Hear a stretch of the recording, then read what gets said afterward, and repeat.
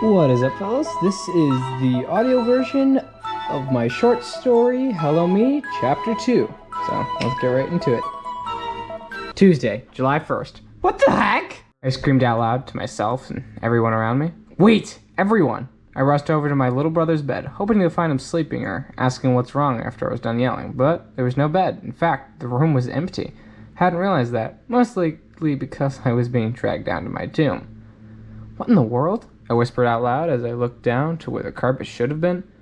If you think you could possibly comprehend what just transpired within the measly 10 minutes, then you are so incredibly mistaken.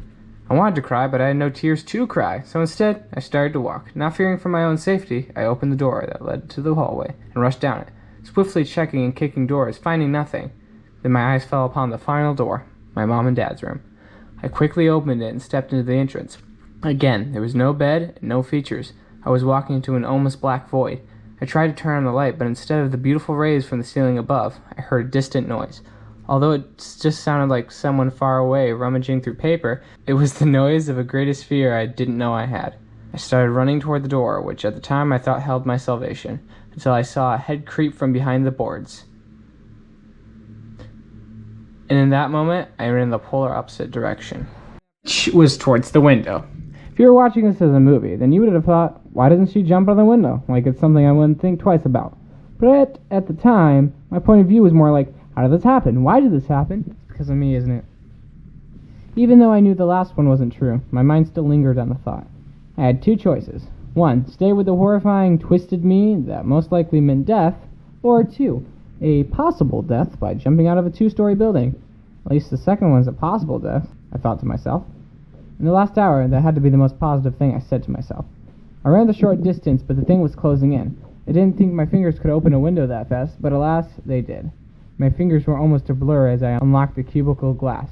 Then I heard a nice, satisfying click, signifying its opening. I wasn't really ready, but is anybody ever fully ready to jump out of a building? It was now just feet from me. I had to make my move. I took a huge breath, and then screamed out, regretting all my life choices. As I cut through the air, I tried to grab a hold of something, but there was nothing but the wind whipping past me. I prayed to God that I survived. I crashed into a chair below, breaking into bits. I almost immediately got up and checked myself for injuries. Phew, I said, finding only cuts and bruises, and an incredibly sore back. Okay, let's do. I rambled to the darkness around me as I cautiously walked toward the life-saving cars. Always preparing for the worst, I already had my keys on me, in the case of someone breaking into our home. Who would have thought it would be an evil, ghostly alternative version of me? I can't stay here, but I don't know where to go, I whispered to myself, hoping the demon in my parents' bedroom had not yet found where I was. But then the idea rushed over me. I needed to check if anyone was still here, as in still on Earth. After picking up speed, I finally reached the van. I had never seen a more beautiful sight. As I climbed in and started it, I heard a faint noise, one for only hearing it twice I knew all too well. Beads of sweat trickled down my face, burning my eyes. I turned the gear into drive as fast as I could, then slammed on the gas. Flying down the driveway, I seen the twisted me in the rearview mirror. But this wasn't me, it was none other than my brother? Confusion cut through my terror as I thought about the brother thing. I really need to come up with a name for these things.